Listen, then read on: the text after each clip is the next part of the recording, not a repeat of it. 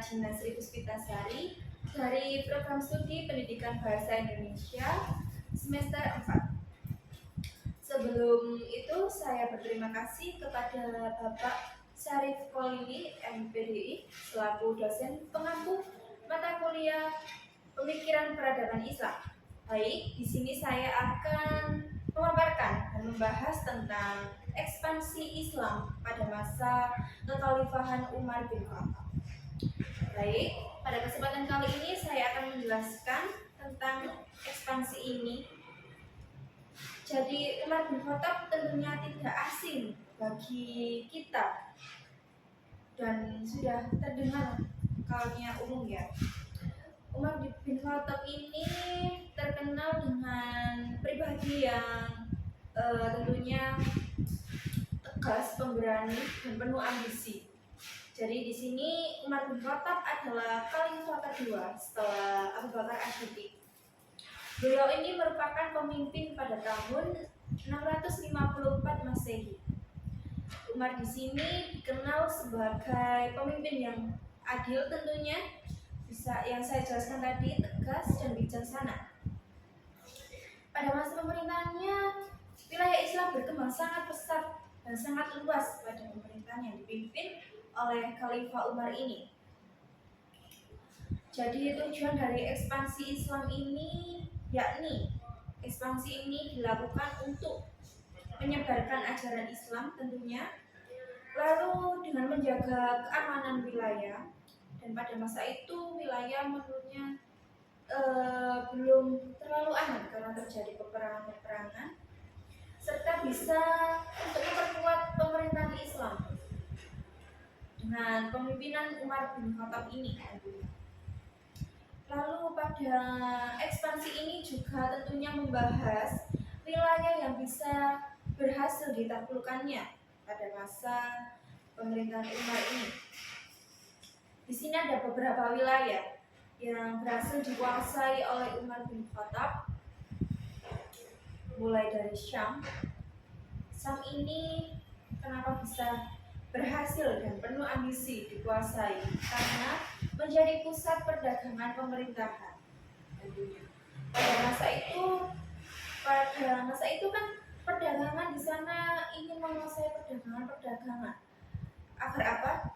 Agar perdagangan sangat penting bagi mereka untuk memperjualbelikan bahan pokok dan sebagainya. Pemerintahnya agar tentunya semakin kuat juga. Lalu yang kedua, Mesir. Mesir di sini memiliki letak strategis dan hasil pertanian yang sangat mumpuni dan sangat banyak, melimpah. Jadi akhirnya juga berhasil dikuasai oleh pemerintahnya Umar bin Khattab ini. Lalu yang ketiga tentunya yang berhasil dikuasai yakni Persia. Persia ini sebelumnya merupakan kekaisaran Sasania. Pada pemerintahan kekaisaran ini lalu ditaklukkan oleh Umar bin Khattab dan sudah menjadi nama Persia. Dan yang terakhir, wilayah yang bisa ditaklukkannya yakni Bizantium. Bizantium ini kekuasaan Islam yang paling luas dan tentunya bisa dikuasai. Yang ketiga ini ada dampak dari ekspansi tentu. Setelah kita membahas tujuan, tentunya ada dampak dari yang dilakukan tersebut. Semua tindakan pasti ada dampaknya. Baik, dari dampak ini kita akan membawa dampak positif, memberikan banyak dampak positif dari ekspansi tersebut. Antara lain yakni yang pertama, tentunya wilayah Islam semakin luas. Oleh karena apa? Karena yang ditaklukkan ini wilayah-wilayah yang memegang kekuasaan Islam paling luas, tentunya pada wilayah Bizantium tadi.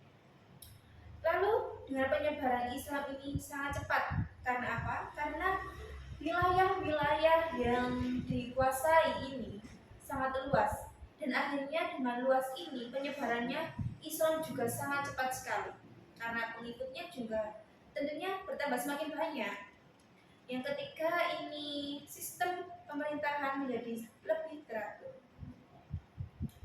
Tentunya setelah melakukan pada kuasai Syam tadi, pusat perdagangan dan pemerintahan juga lebih teratur, lebih terdorong dari itu tadi, memiliki dampak. Dan terakhir ini tentunya di perdagangan. Di perdagangan dan perekonomiannya tentunya semakin berkembang juga.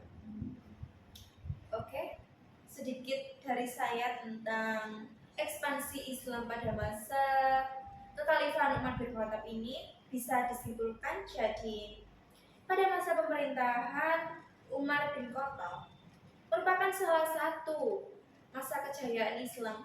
Karena apa? Karena berhasil memperluas wilayah sekaligus membangun pemerintahan yang tertata baik, Islam semakin luas dan pusat perdagangan pemerintahan lebih teratur dan lebih banyak.